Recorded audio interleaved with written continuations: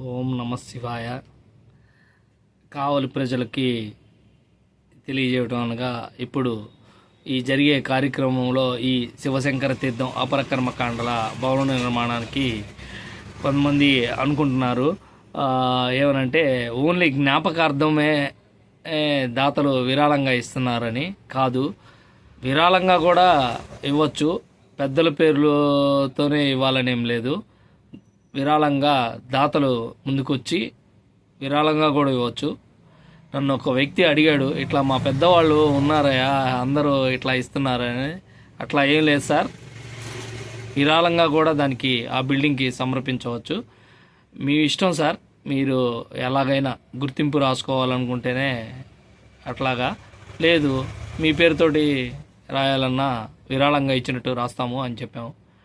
అట్లాగే ఈ శివశంకర తీర్థం అపరకర్మకాండల నూతన భవన నిర్మాణాన్ని పూర్తి చేయాలని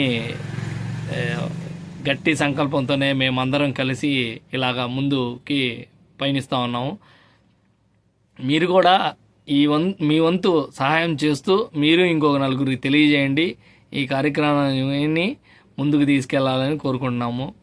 మా నంబర్లు అడుగడుగున పెట్టున్నాము, ప్రతి దగ్గర అదే ఫేస్బుక్, వాట్సాప్ ద్వారా తెలియజేస్తున్నాం.